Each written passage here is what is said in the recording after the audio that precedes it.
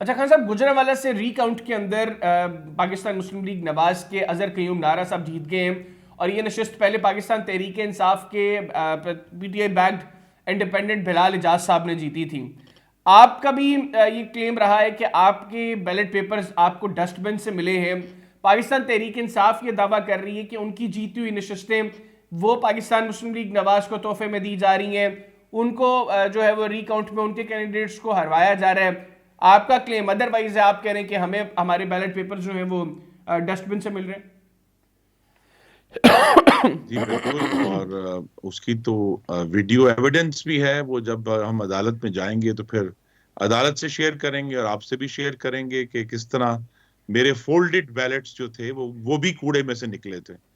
لیکن یہ بحث نظر پی ٹی آئی ہر چیز کے اوپر الزام لگانا ان کی ایک سوچی سمجھی پالیسی ہے، کیونکہ یا تو 8 فروری کا اگر الیکشن ٹھیک تھا جس میں یہ گوجرانوالہ کے نشست جیتے تھے تو پھر کہہ دیں کہ 8 فروری کا الیکشن ٹھیک تھا، پھر یا پھر 8 فروری کا الیکشن ٹھیک تھا یا آج کا ریکاؤنٹ ٹھیک تھا، دونوں میں سے کوئی ایک چیز ٹھیک تھی۔ تو لہٰذا یہ ہے کہ ان کو یہ فیصلہ کرنا ہے، وہ ہر چیز کے اوپر الزامات لگانا شروع کر دیتے ہیں۔ واضح یہی ہوا ہے کہ انتخابات میں ایک کافی حد تک مقامی بے ضابطگیاں ہوئی ہیں، اور جیسے جیسے اور درست طریقے سے ایک ایک کر کے سیٹیں جو ہیں وہ کھل رہی ہیں، ان کے جو شواہد جا رہے ہیں عدالتوں میں، تو ان کو بھی چاہیے کہ بجائے یہ کہ یہ سڑکوں پر بلوا کرتے رہیں، اپنے اپنے کیس فائٹ کریں۔ جس طرح ابھی ایک دلچسپ بات ہے کہ ابھی تک 11 سیٹوں کے ریکاؤنٹس ہوئے ہیں اور 11 کے 11 میں مسلم لیگ نون کامیاب ہوئی ہے۔ تو لہذا اب تو ہمارا الزام بنتا ہے کہ جی اس جو 8 فروری کو تحریک انصاف کو فیور کی گئی تھی اور ان کے حق میں دھاندلی کی گئی تھی،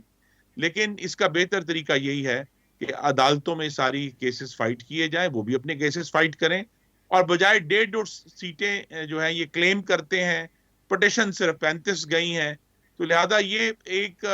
آپ سے بھی میری استدعا ہوگی کہ ان کے الزامات کو کچھ بھی خود بھی تحقیق کریں اور صرف ہوا نہ دیں ان کو، وہ یہ تو سوائے الزامات کے اور کوئی سیاست نہیں کرتے۔ اسد کیسر صاحب نے چاہے کچھ تھوڑی سی دبی زبان میں، لیکن انہوں نے پھر جو کل علی امین گنڈا پور نے مفاہمتی بات کی تھی اس کو حضرت کیسر نے آج پھر جو ہے مٹا دیا، تو اب کس کی بات پر یقین کیا جائے؟ اچھا خان صاحب، یہ بھی بتائیے گا، شاہد فقار عباسی صاحب اور مفتاح اسماعیل صاحب کہہ رہے ہیں کہ اسحاق ڈار صاحب کوشش کر رہے ہیں کہ نئے وزیر خزانہ محمد اورنگزیب صاحب جو ہیں ان کو ناکام کیا جائے، یعنی ان کو ناکام کرنے کی کوشش کر رہے ہیں وہ۔ خواجہ آصف صاحب پہلے یہ کہہ چکے ہیں کہ ساری کابینہ نواز شریف صاحب نے فائنل کی ہے، سب گھر کے لوگ ہیں، کوئی باہر کا شخص جو ہے وہ اس میں شامل نہیں ہے۔ تو پھر آپ کے خیال میں کون ہے جو نومنتخب وزیر خزانہ محمد اورنگزیب صاحب کو ناکام کرنے کی کوشش کر رہا ہے؟ جی یہ تو شاہد عباسی صاحب ہی بہتر بتا سکتے ہیں، لیکن اس وقت تو مسلم لیگ نون کی تمام جماعت جو ہے وہ متفق اور متحد ہے کہ ہمیں وفاق میں اور پنجاب میں ہماری جو حکومتیں اللہ تعالیٰ کے کرم سے اور عوام کی حمایت سے بنی ہیں، ہمیں ان کو کامیاب کرنا ہے۔ تو لہذا پوری پارٹی جو ہے اورنگزیب صاحب کے لیے دعا گو ہے، اور ان کو جس طرح ہم سپورٹ کر سکتے ہیں ضرور کریں گے۔ اچھا خان صاحب، آپ چونکہ اکنامک میٹرز کو بہت بہتر طریقے سے سمجھتے ہیں، آپ کی انڈرسٹینڈنگ بہت بہتر ہے،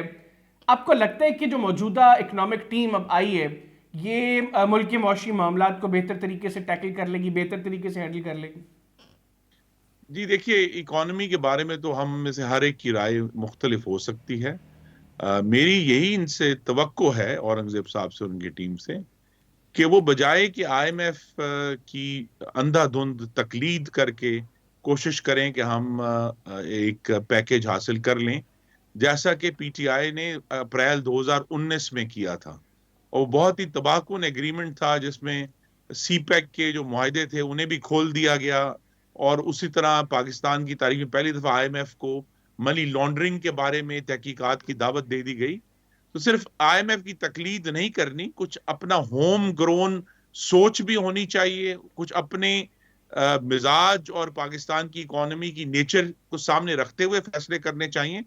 تو اورنگزیب صاحب کی جو گفتگو ہے، یا وہ سابقہ دور میں